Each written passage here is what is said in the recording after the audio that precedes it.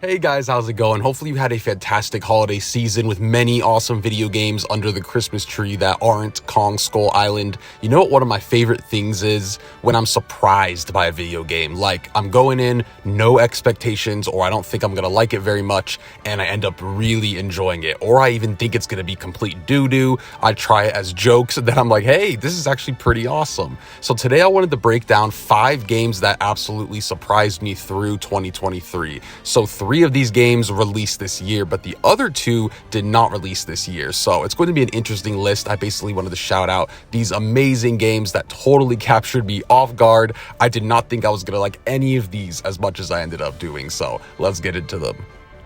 Let's start with Lies of P. Hilarious, right? My game of the year. If you've seen any of my other videos or seen any of my socials, this game did not surprise me at first. I started the demo. I was like, hey, this just feels like Dark Souls or Bloodborne, but with not enough innovation. It just kind of felt like the same thing, but you're playing as Pinocchio.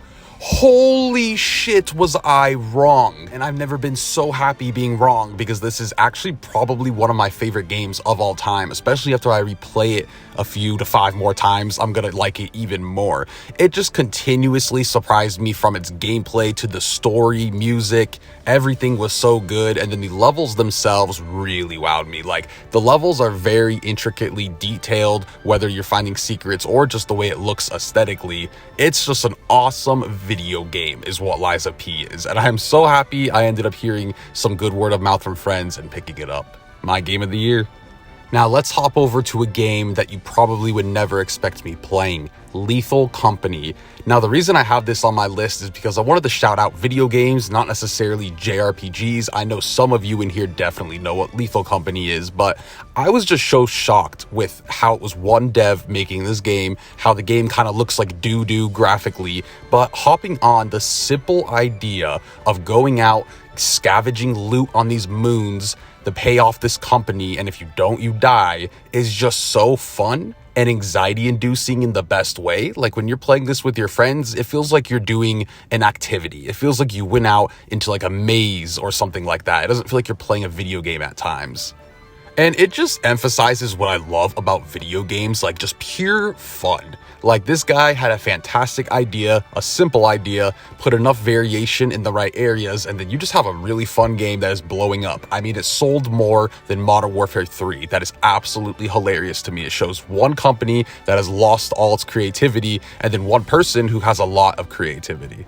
The next one is Star Ocean: The Second Story R. Now, I definitely knew I was going to like the game, right? But not love the game, adore the game like I do right now. Because I don't really play retro style games. I didn't grow up with them, so as much as I'm trying to get into them now, I can't lie and say when I see a trailer for a pixel style game that it's going to get me as hyped as seeing like a Souls trailer or a new trailer for Kingdom Hearts or an action RPG or something like that, or even like a new Persona turn-based game. But wow, I was just so shocked at how they blended the modern with the retro in this game. Like, all the mechanics and quality of life are what you'd find in a modern JRPG, a great one at that. But then it kept everything from the original game mostly, and it's just so good. It feels like you're playing an old style game, but new at the same time. It's almost hard to explain. Star Ocean: The Second Story R has so many amazing things about it. Like, there's just so many different avenues you could explore with your skills and RPG mechanics. It's a must buy for RPG fans, in my opinion.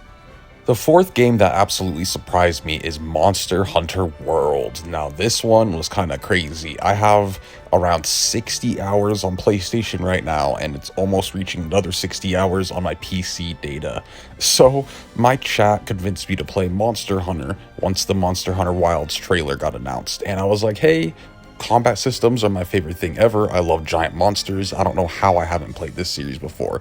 It just always seemed kind of daunting and very big. Like, where do I get into? So I started with Monster Hunter World, and I'm a little bit addicted. So this may end up becoming one of my favorite series. It just clicked with me so well. Like, I knew I would probably like this type of series, but It is right up my alley. The emphasis on all your weapons, when you change your weapon, it's almost like the entirety of the game changes. You are learning it so much, and I love the high skill ceiling in many areas. Learning your weapons, hunting down monsters, building armor, and like making your grinding sessions faster. There's so many skill ceilings, and it's just fun to explore this world. They don't shove a bunch of cutscenes in your face, but they also tell the story with their world and their environment and just how the AI and monsters interact in the world. Amazing series. I'm about to reach Iceborne, and I've just been having an absolute blast, and I'm very grateful for my chat nagging me to play this game. Although, I'm not grateful for the hours of sleep I have lost. The other night, I literally looked at my clock, shit said 10 a.m. I was like, okay, no more grinding for the Odo Dragon gear. Go to bed. And the final game that really surprised me this year was Persona 5 Tactica. So I'm a huge fan of Persona 5, Persona 5 Strikers, so I had good faith in the team that this spin-off game was going to be just as good and have just as much quality as the previous two. But the chibi art style kind of turned me off, as well as many others, and it just kind of gave off this mobile game vibe, you know what I mean? But we saw that the voice actors are all coming back, and it's supposed to be like a full-fledged game, so once I got my hands on it, I was pretty surprised. There's just a lot of effort in the game, just like there is with Persona 5 and Persona 5 Strikers, and it just stands on its own, has a great Persona 5 experience, so I've been thoroughly enjoying it, and I'm mostly surprised at how much voice acting there is, and the portraits. There's so many different drawn portraits that show off their facial features or their emotions, and it's just really fun, honestly. I'm totally used to the art style now. I would have still preferred the OG style, but hey, the game managed to wow me over. So 2023 actually had way more games than I expected to surprise me. Usually, I don't go into games and just get totally surprised, like these 5 in particular, but no joke, I did not think I was going to enjoy any of these games as much as I ended up doing. So hopefully you guys maybe had an experience like me this year. Let me know down in the comments, did you have a game that just surprised you this year? You did not think you were going to like it, but ended up becoming one of your favorite games or something along those lines. But I wanted to talk about these amazing games. Hopefully you guys have had an amazing holidays or great end of your year in general. Have a fantastic day for me, and I will see you guys very soon, okay? Peace.